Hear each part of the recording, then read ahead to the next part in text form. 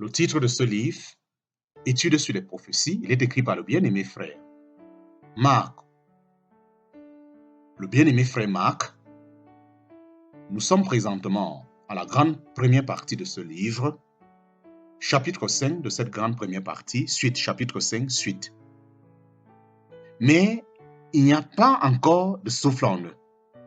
Ils demeurent éloignés de Dieu et plongés dans l'incrédulité la plus profonde, ne voulant rien savoir de Christ. Or, quand ils seront restaurés et convertis, il en sera tout autrement. Ainsi, dit l'Éternel des armées, voici je sauve mon peuple du pays du Levant et du pays du coucher du soleil.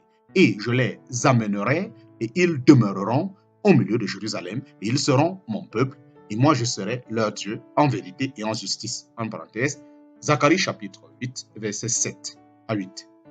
Ce n'est certes pas ce que l'on constate aujourd'hui parmi les Juifs rentrés en Palestine. Au contraire, on peut leur appliquer le passage d'Ésaïe chapitre 17, versets 10 à 11. Car tu as oublié le Dieu de ton salut et tu ne t'es pas souvenu du rocher de ton lieu fort. C'est pourquoi tu planteras des plantations agréables et tu les sèmeras de cèpes étrangers. Le jour même où tu planteras, tu feras croître et le matin, tu feras pousser ta sémence. Mais au jour de l'entrée en possession, la moisson sera un monceau, en parenthèse, ou un tas de rats mili. Et la douleur incurable.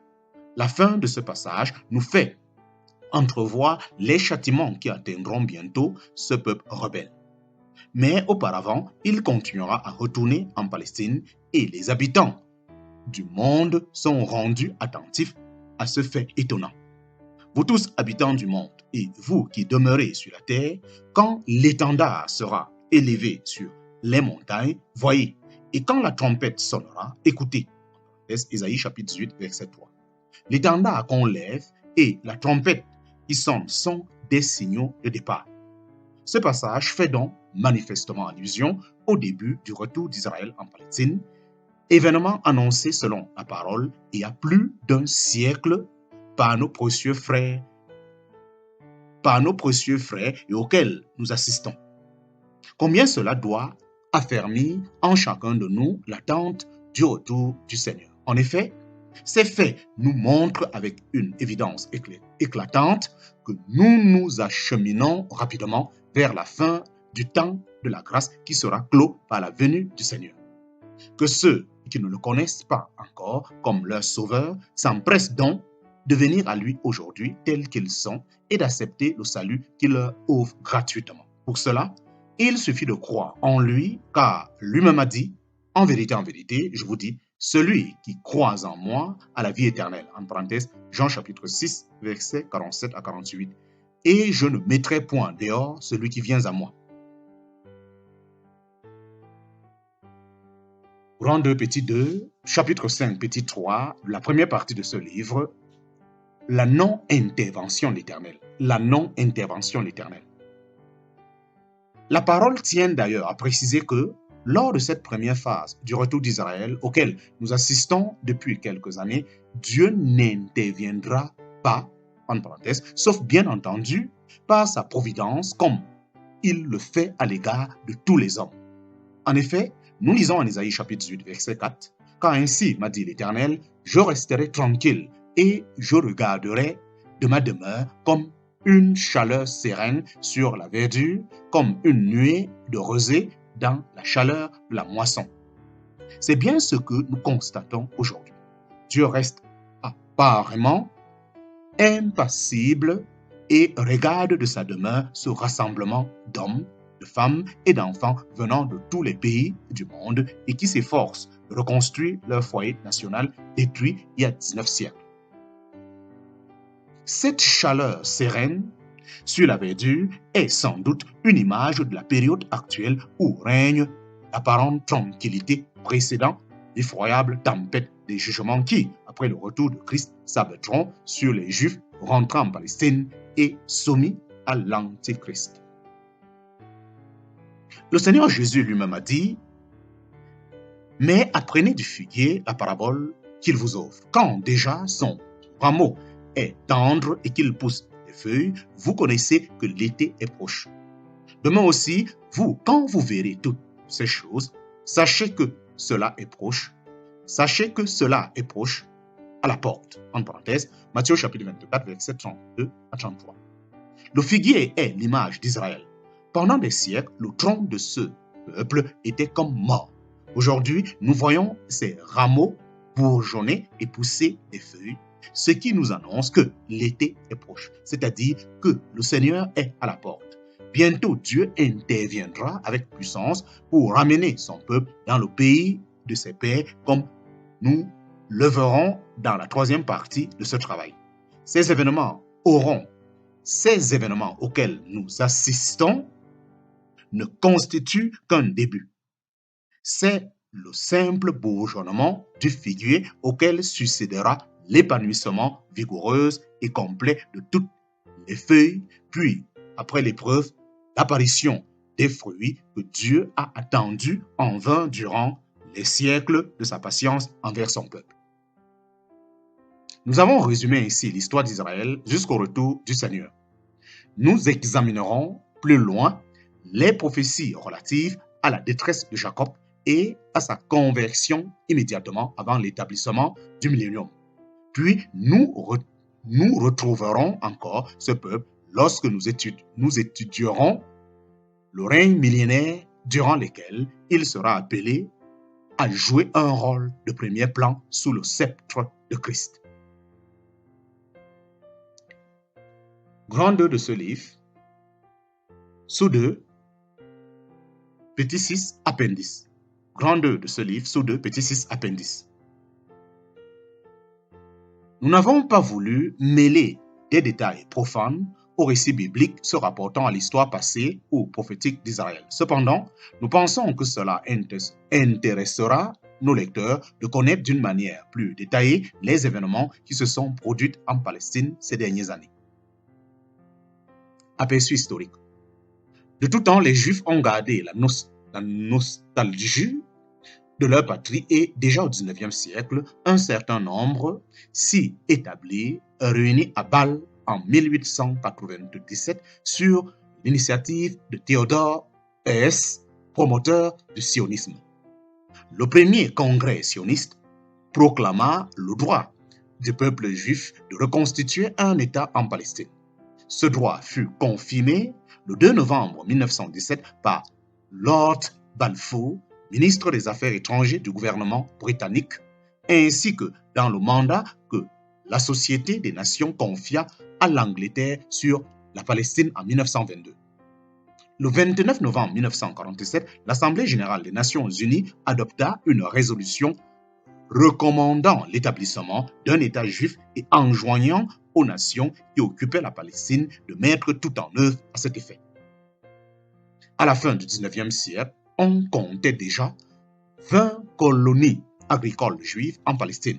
Par la suite, sous l'effet des persécutions dont ils étaient les objets dans divers pays, de nouveaux immigrants arrivèrent par vagues successives et se mirent à exploiter le sol qui était racheté aux Arabes à l'aide des fonds fournis par les Juifs du monde entier.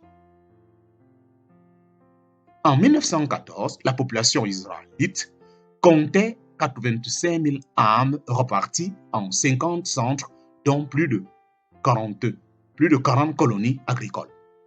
Sous le régime du mandat britannique, les Arabes dirigés par le multi de Jérusalem s'opposaient avec acharnement à l'immigration juive.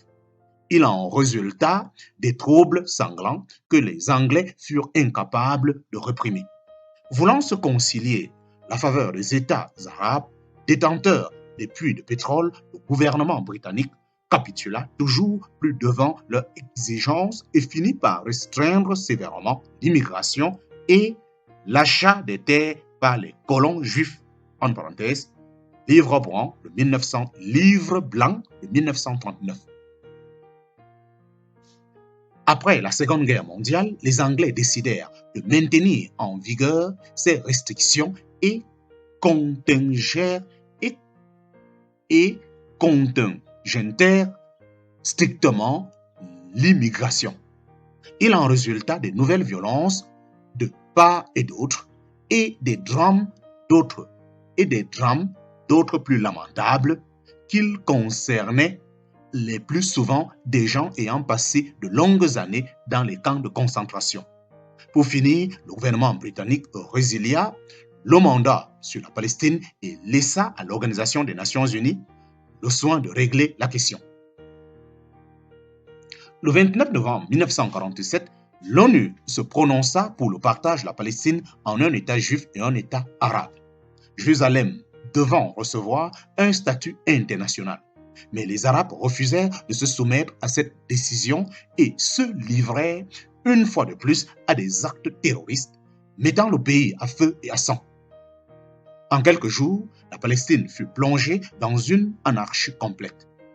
Bien que son mandat dût expirer le 15 mai 1948, le gouvernement britannique ne fit rien pour assurer la transmission des pouvoirs au nouvel État juif. Dès le mois de février 1948, une armée arabe dite de libération envahit la Palestine et on assista à de véritables batailles dans le nord du pays et dans les montagnes environnantes de Jérusalem.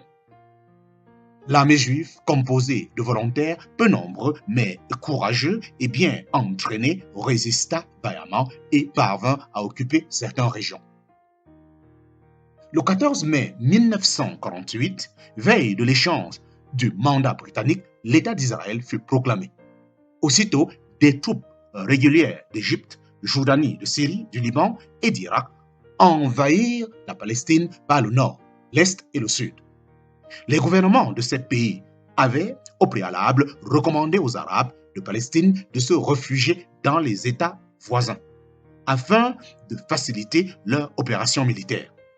Après des combats acharnés qui duraient 14 semaines, les envahisseurs furent complètement défaits.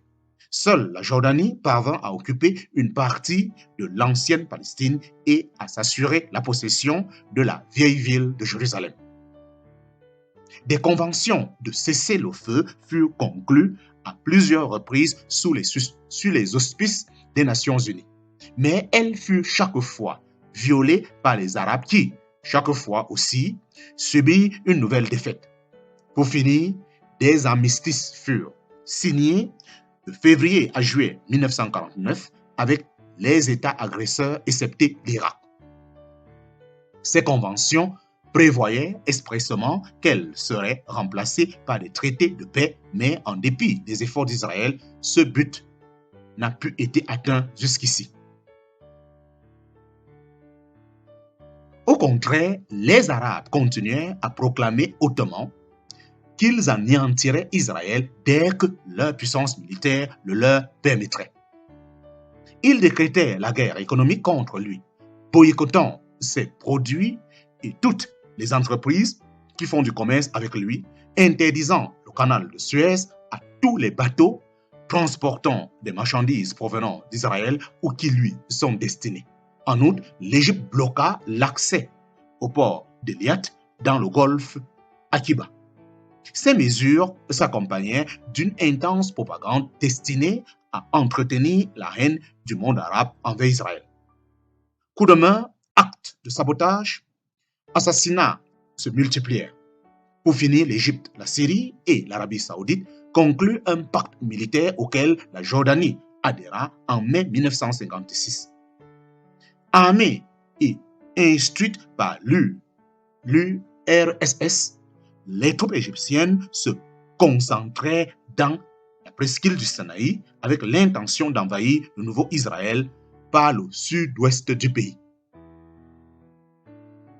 Mais l'armée israélienne déjoua à temps ses desseins en fonçant à l'improviste le 29 octobre 1956 contre les positions égyptiennes. En une semaine, elle anéantit ses adversaires, s'emparant d'un matériel considérable, occupant le territoire de Gaza et de la péninsule de Sinaï et mettant fin au blocus du golfe d'Akiba.